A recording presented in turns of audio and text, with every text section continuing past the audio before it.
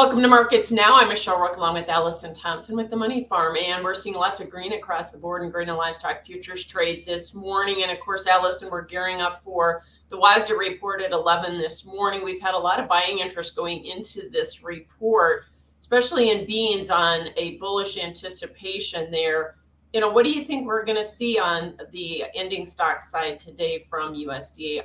First of all, on beans. Yeah, absolutely. On the bean side, especially, even if they don't move yields in today's report, ending stocks are going to be lowered substantially just because of the acres numbers we received a couple weeks ago. So the trade's well aware that we're going to be looking at some lower levels. And I think some of that is priced in. I think expectations going into this report have been priced in this week. Like you said, we've seen a decent rally here going into it. So the big question is are they going to adjust some other things with this report? Are they going to adjust some usage? Are they going to adjust yields with that? I mean, if they start adjusting yields with it, we could definitely see some pipeline levels being reported. I think they're going to wait on doing that and making it too much of a jump at this point. Wait till that August report. We'll know more then. Again, we still have weather ahead of this market going into some key productive stages in August. So I think they might be a little bit slow on adjusting the yields at this point. But even like I said, without that, we are looking at some substantial losses here on ending stock. So it is going to get a lot tighter in today's report. And obviously the trade's aware of that. Yeah, so if we get, say, 150 million bushel cut to ending stocks from last month, is that enough to get us back in the November above that $14 level? We couldn't get it when we got the 4 million acre loss.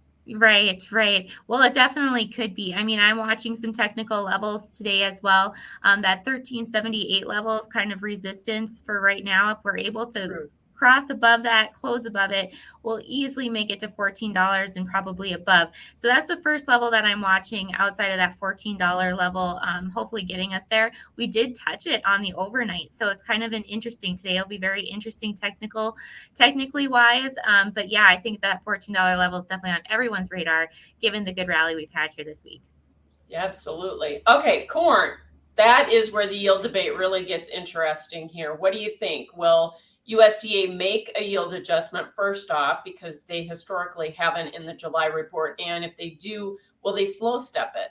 Yeah, I think they're going to be forced to move the yields a little bit here in this report just because they are working with a big increase in acres. We've obviously know the crop was off to a dry, hot start to the season. So I think some yield adjustments have to be there. I think the top yield that they came out with is out of the cards for right now. So I think there is going to be a backdrop on the yield side, but I don't think it's going to be a huge adjustment at this point. I think they're going to slow step it. I think they'll maybe cut a couple bushels per acre off that national yield at this point. So we're still probably going to end up with a decent amount of ending stocks in the report. And I think the market's well aware of that. And I think that's why we've been kind of trading sideways here. The market's obviously trying to digest that data and what that's going to be looking like going forward. We've really been in a sideways trend. So at some point here, what we're seeing is a battle between the bears and the bulls. How is this all going to shake out in the end?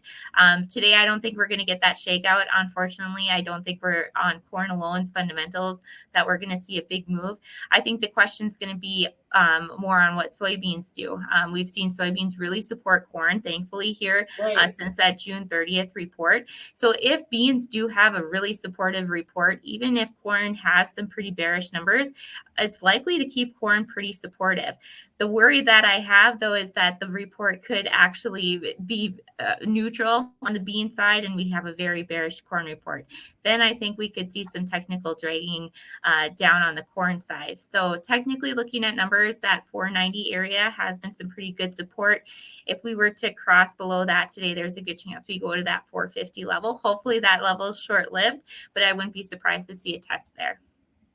No, that's a good point that you made. Okay, what about wheat? We get some production updates here today. Our first look at spring wheat production. What are you expecting there in terms of, especially that spring wheat number? Yeah, well, in spring wheat's a big crop up here where I'm at, and obviously we're having some production issues this year. They got pushed along pretty fast when it was hot and dry here, and stuff started heading out already a lot earlier than what we anticipated. The crop's short, so we're obviously dealing with some production issues. And a lot of guys that I've talked to definitely are looking at some kind of a yield drag. But unfortunately, it's not just right here in my local area. It extends out to Western North Dakota, South Dakota, and obviously into Canada as well. So it's a big area that's affected by it. We've started to see some of this pop up in those crop condition reports on a weekly basis, and that has been supportive for spring wheat. But on the other end, we're only a few weeks away from starting to see harvest here too. So I think that it's probably still going to be seeing some harvest lows come into play here. But with harvest, we'll probably start seeing that this crop is probably not in as good a shape as they're even saying. So with that, I think it's going to be supportive going down the road. The other hindrance, though, of course, on wheat markets is demand. We've had some pretty slow demand, but we have seen international tenders pick up weekly here the last couple of weeks. So that's been good. Hopefully it continues and the U.S. can pick up on some of that business, but obviously add some good support to this market as well. Okay, well, we'll watch to see, because wheat has felt more like a follower of corn and soybeans, and I'm sure that will have an influence today as well.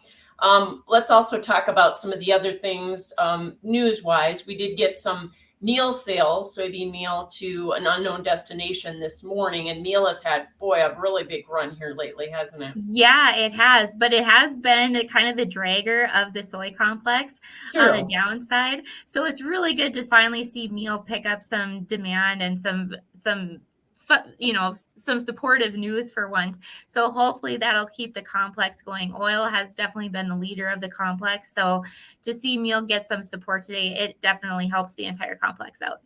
Yeah, absolutely. Like you said, oil has really been on a big run, a big month last month in June.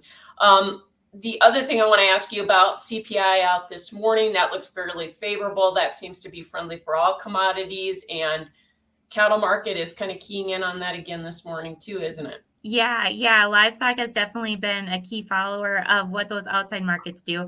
And today, seeing CPI come in below expectations is definitely a good thing. And that's definitely not bearish for commodities in general. So it's definitely helping our grain markets out, but obviously livestock as well, continuing to make new highs there on the live cattle. Feeders have been well supported, hogs as well. So it's good to see those things. But as we've seen in grains, it can always turn very fast. So we are recommending for those of you out there, make sure you're buying puts and protecting some of these prices, even on the way up.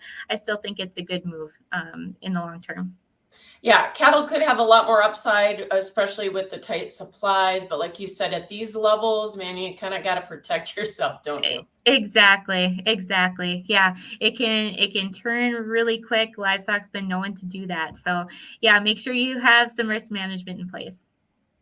All right. Thanks for joining us this morning. Allison Thompson with the Money Farm, and that's Markets Now.